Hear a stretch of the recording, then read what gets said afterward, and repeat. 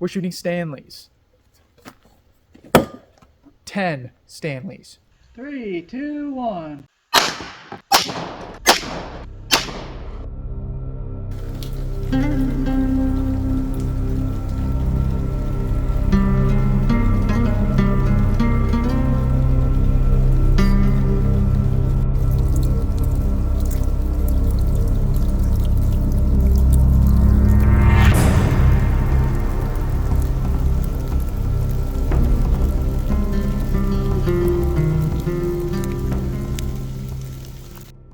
What's going on? In this video, we're going to be testing the Stanley Quencher 30-ounce tumblers. How many does it take to stomp a bullet? People claim that they have had their lives saved by these exact tumblers.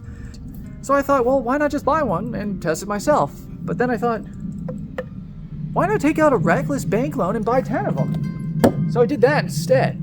We're going to shoot these and find out how many of these you would have to stop a bullet. And we're going to start with 22, then we're going to move to 9, 38, 45, and if for some reason we're still stopping bullets, we'll move into rifle rounds, although I would be pretty surprised if we make it that far.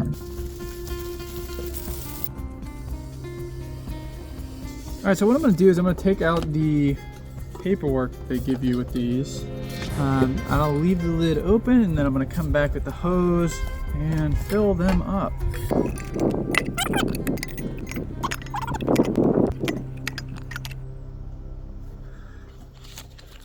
Alright, got all of the manuals out of these bad boys.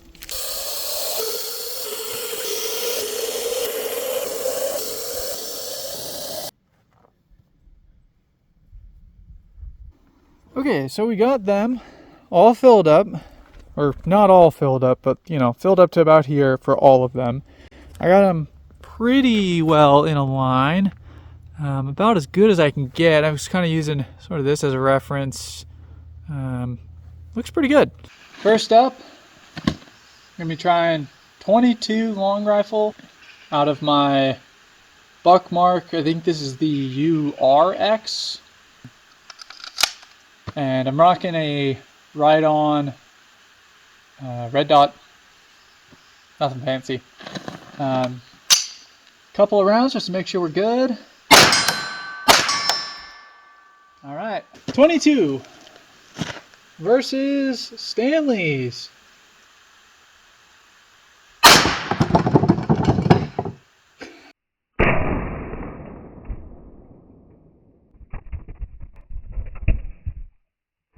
All right, we just shot the 22. Something very interesting actually happened. I felt something, and here's the bullet.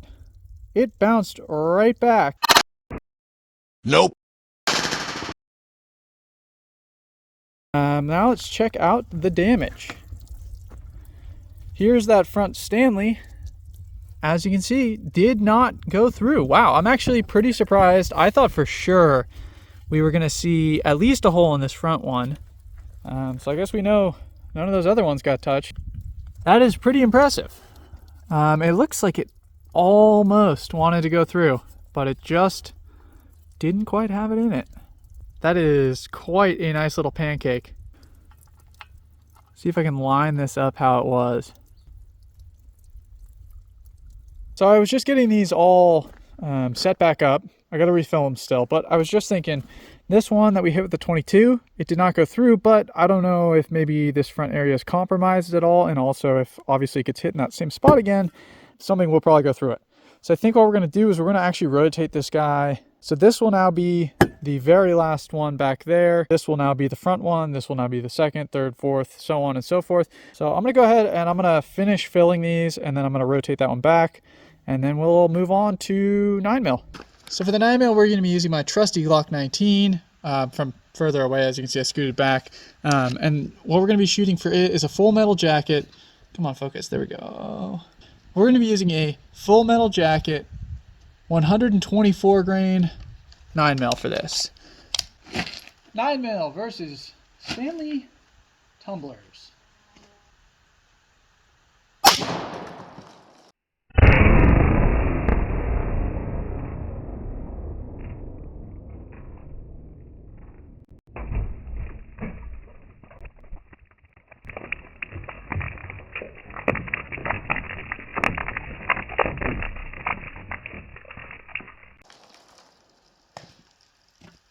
Wow.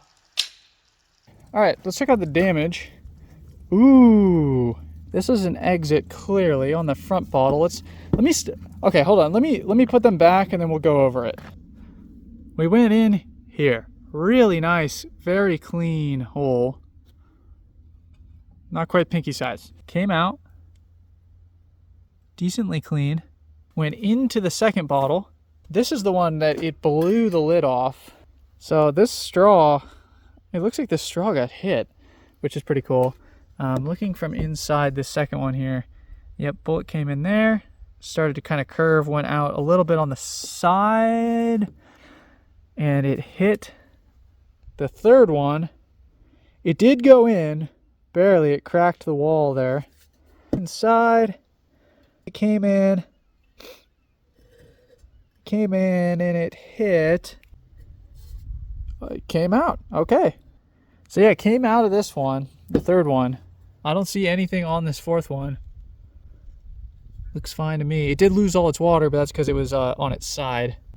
So we learned 22 will not even go through one, not even the outside wall.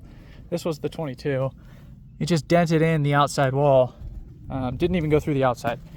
9 mil, 124 grain full metal jacket, zipped straight through the first one. Didn't give a flying fuck about it. Zipped straight through the first one. Into the second one, blew the lid off the second one. The lid was like way over there. Entered the third one, just barely moving fast enough to also exit, but not fast enough to do anything to this one, or possibly it diverted. I'll see if I can't find the bullet. So these three now, I'll fill them up as much as I can. Looks like I'll be able to get water to about like right there. But all three of these will be moved to the back. This will become the new number one, and we'll move up in caliber as well. I think we're going to do the 38 special next.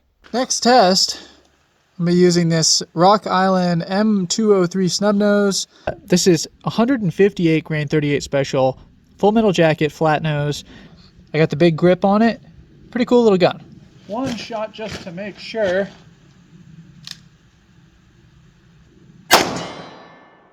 Okay, I'm actually surprised. That's a steel target I just hit at like 40-ish yards. All right, 38 special, 158 grain, full metal jacket versus Stanley Quenchers.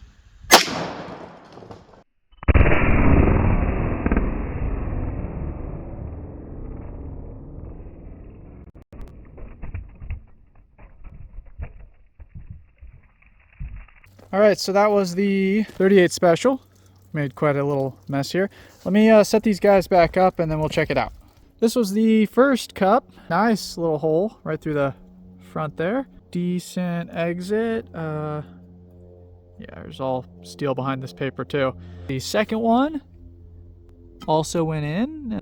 So it looks like it might have been going sideways by the time I got to the second one, or tumbling in some way, just losing a bunch of speed.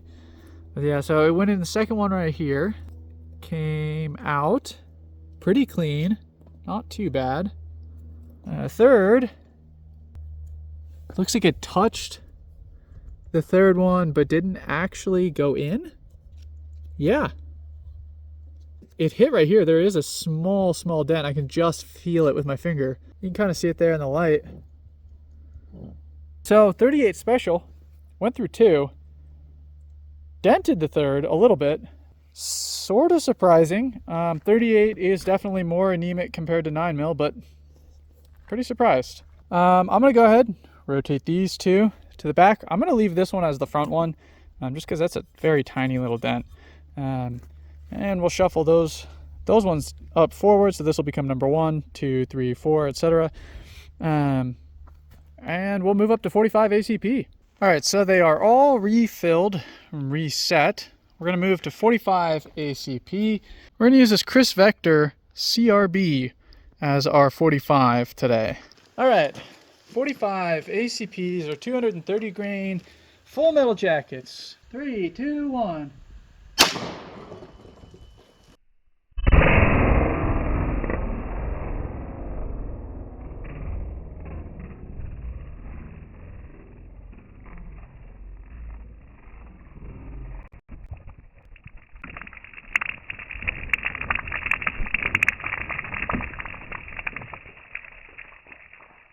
So 45 ACP, let's see how we did. Wow. Let me set these back up and I'll give you an update. Got them all lined back up. Got a nice hole, big old hole right here. I can put my thumb in that bad boy. Goes in, rips right through. Let's check out that exit. That's kind of cool. You can see here's that inner stainless. It almost is like a, I wonder if that picks up on camera, but it's like a copper color inside there. Now go to the second cup. Looks like it just barely made it in there. It's split all the way across, pushed its way in, and did not come out. And I hear,